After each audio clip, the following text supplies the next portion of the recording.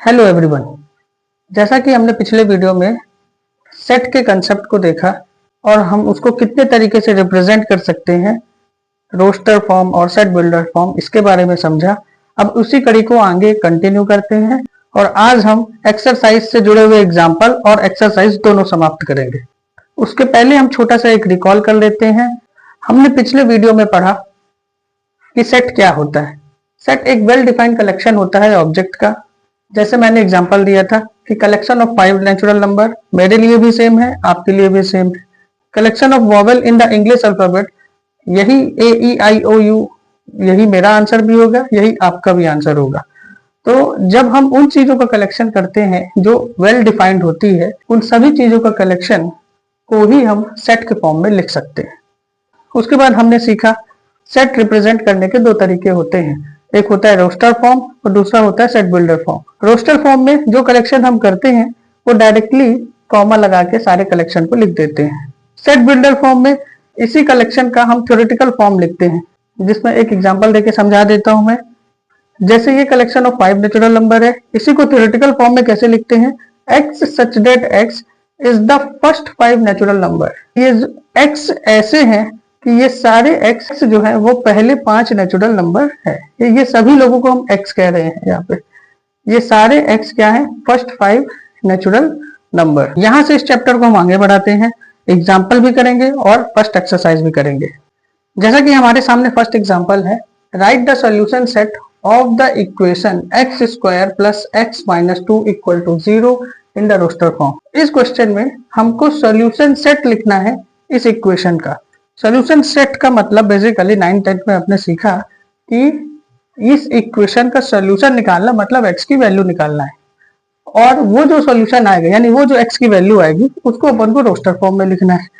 सबसे पहले इस इक्वेशन से हम x की वैल्यू निकालते कैसे हैं। ये हमारे सामने एक क्वाड्रेटिक इक्वेशन है। कैसे पता कि ये क्वाड्रेटिक इक्वेशन है, क्योंकि इस x के पावर में 2 चढ़ी है, इसलिए इसको क्वाड्रेटिक इक्वेशन कहते हैं। सबसे पहले इस क्वेश्चन को स्प्लिट करेंगे और स्प्लिटिंग मेथड से x की वैल्यू निकालेंगे। स्प्लिट कैसे करते हैं, सबसे पहले पीछे के नंबर x स्क्वायर के कोफिशिएंट यानी x स्क्वायर के पहले जो भी नंबर है उससे इंटू करेंगे, जो कि है 2 × 1 2।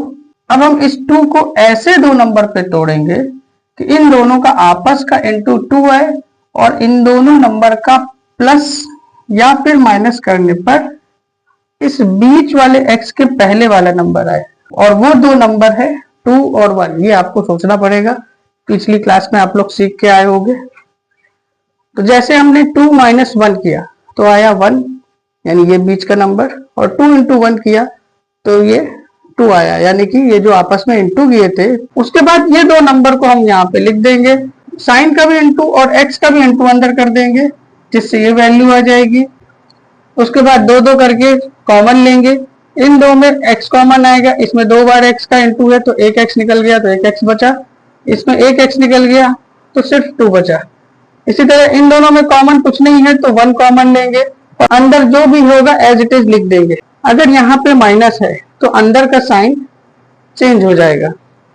फिर माइनस के इधर वाले टर्म और इधर वाले टर्म में x + 2 कॉमन आएगा, तो ये x + 2 कॉमन ले लेंगे। जब x + 2 कॉमन ले लेंगे तो यहाँ पे x बचेगा माइनस और यहाँ पे 1 बचेगा।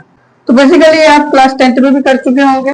उसके बाद यहाँ पे दो केस बनेंगे, x - 1 = 0, यहाँ से -1 उधर गया तो x की वैल्यू आई 1, और दूसरे केस में x + 2 = 0, यहाँ से +2 इधर करेंगे तो x = -2। इस इक्वेशन का जो सोल्यूशन है, मतलब इस इक्वेशन के जो x की वैल्यू है वो क्या है, 1 और -2, इसलिए यहाँ पे लिखा है द सॉल्यूशंस आर 1 and -2। अब इसके सॉल्यूशन को हमको रोस्टर फॉर्म में लिखना था, इसलिए हमने इसका रोस्टर फॉर्म में लिखा a = कर्ली ब्रैकेट 1, -2।